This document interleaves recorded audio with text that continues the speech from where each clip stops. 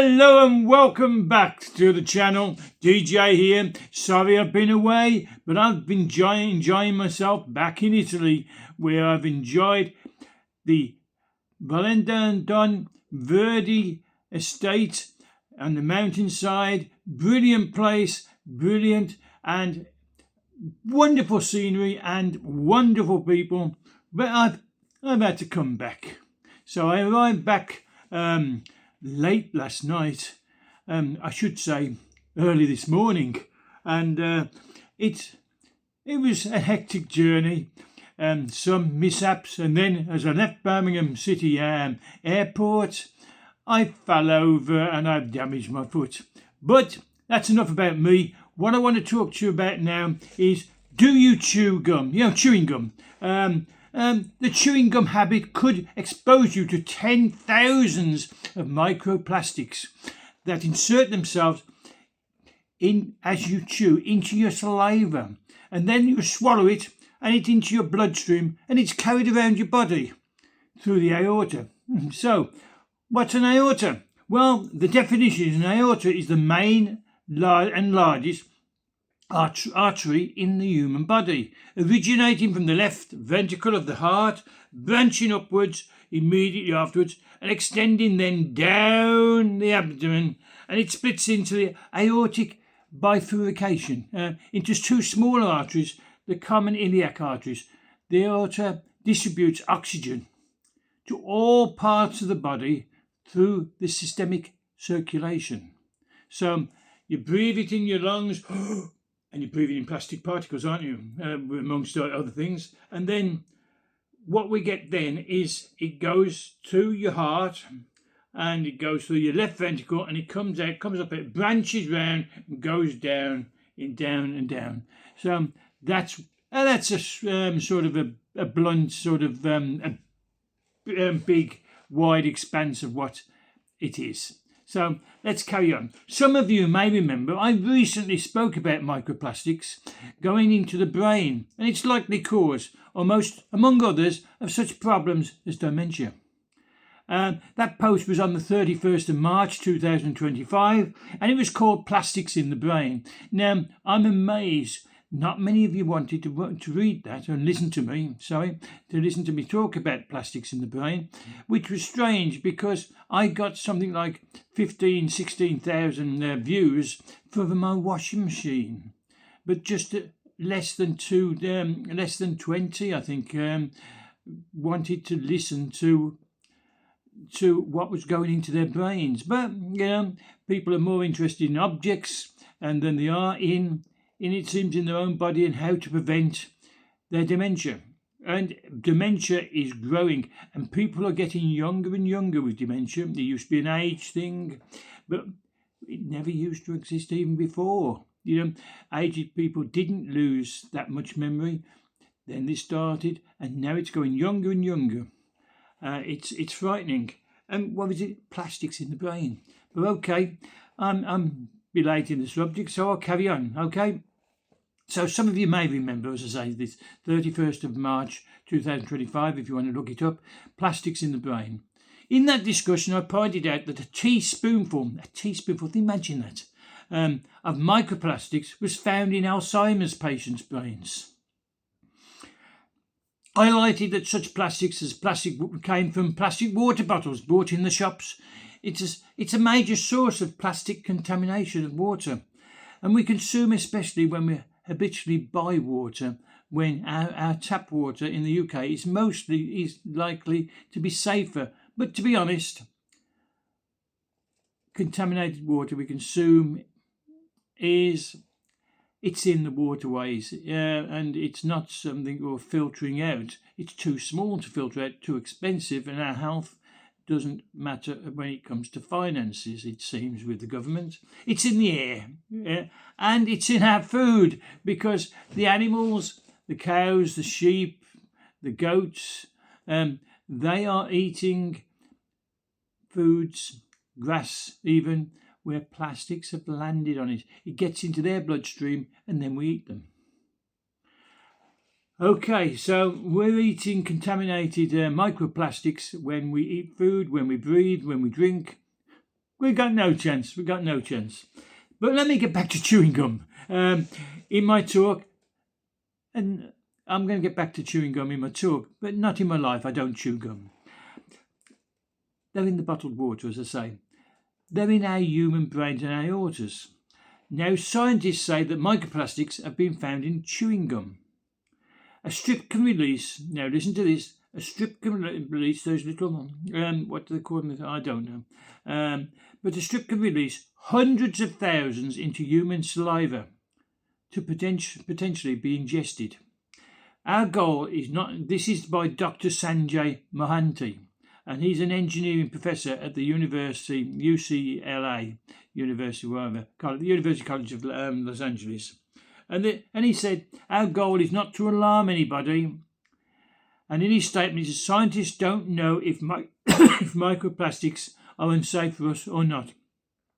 Yes, you do. Yes, you do. There is no human trials. Yes, there is. But we know we're exposed to plastics in everyday life, and that's what we wanted to examine here. So Dr. Sanjay Mohanty was the project's principal investigator, which was presented. His paper was presented on Tuesday last week at the spring meeting of the American Chemical Society. And researchers noted, let me see if I get this right. I don't want to give you false information. This has all been investigated, I should tell you. Researchers note that scientists estimate humans consume tens of thousands of microplastics every year. Doesn't bear thinking about. Microplastics are minuscule pieces of plastic debris that are less than 5 millimeters long. They come from a variety of sources, including from larger debris that degrades into smaller pieces over time. The particles are now understood to be pervasive throughout the Earth's environment, and humans are exposed through animal products, plasticware, water, and even the air. I mentioned that earlier, if you may remember. The full extent of costs to human health remains shrouded in mystery, but they've been linked to an increased risk of heart disease and could be tied to dementia. Well, I've already shown you the ties to dementia in the one I said about earlier. Please go and look it up if you will. But I didn't tell you about the heart disease, and it's because it's it's breathed in, it's taken in through your mouth, through your nose, it's taken in by eating products, from breathing it in, and it goes, first of all, from your lungs into your heart, and then goes out in the bloodstream. And so when they say it could be, could be, we know it is. It's not could be, it is tied to dementia, and it is tied to heart disease. Heart disease has grown so much exponentially, and so as dementia has gone up so much. So chewing gum as a potential source of microplastics has yet to be widely studied. Yes, but it has been studied, but not widely. They're not presenting their figures. They're not enough. They're not examining enough what is happening in our brains, what's happening in our heart, what's happening in the whole of our body, in all our organs. There's not enough studies because, you see, all these scientists, and they are paid by companies. They get their salaries, they get their bonuses from these big companies, and these big companies who are selling the plastics and producing plastics, they don't want research into what harm it's doing to us. Of course they don't. Of course they don't. So let me carry on. Where did I get to? I want to tell you about this. Chewing gum is a potential source of microplastics has yet to be widely studied. They're made from rubbery-based, this is chewing gum, they're made from rubbery-based sweeteners, flavourings, and other ingredients. Now, natural gum products are using plant-based chemical compounds, but several of them, of the other products, are the synthetic rubber based on petroleum. Did you realise when you're chewing, you're chewing petroleum? Petrol. And you do it. Our initial hypothesis was that the synthetic gums would have a lot more microplastics because the base is a type of plastic, explained Lydia Lowe, a graduate student in Monte's lab. They tested 5 brands of commercially available synthetic and natural gum. The brands haven't been identified. Now, there's another problem, you see. They say they're doing it for benefit of humans and humankind, but if you are, then tell us which gums are the ones that give off the most plastic. But of course they won't because of funding, as I mentioned earlier. So, let me see if there's any more. Oh yes, 7 pieces from each brand were chewed by one person. Each piece was chewed for 4 minutes, leading to saliva production every 30 seconds. Then they rinsed their mouth with clean water. They also collected samples of saliva over 20 minutes. So they chewed for 4 minutes, stopped, washed the mouth, did it again, and they collected samples of the saliva every 20 minutes to better understand the rate at which microplastics were released. They measured the level of microplastics collected in each sample. If you remember what I said, they were testing 7 pieces of each brand. There was 5 brands, and so they collected a sample from each brand, counting them under a microscope or analysing them using a spectroscopy. Sorry, I used to be able to speak properly. They measured an average of 100 microplastics released per gram of gum. Although some of those gums, unidentified, release 6 times as much. So that would be 600 microplastics per gram of gum. Now, let's talk about a gram of gum. Because a piece of gum weighs between 2 and 6 grams, depending on what sort you have. Some of those little white things and some of the bigger ones. They said that a large piece of gum could release as many as 3,000 plastic particles. Each time you chew one of those, 3,000 plastic particles enters into your bloodstream, into your lungs, into your system, into the aorta of your heart, your left ventricle, pumped around your body. It's some of it's retained in your heart, some's in your brain, some's in your liver, some's in your kidneys. And that's just once. So what we talking? So if a person chews between 160 and 180 small sticks annually, they would ingest. Now I said small sticks this time. They would ingest. What do you think?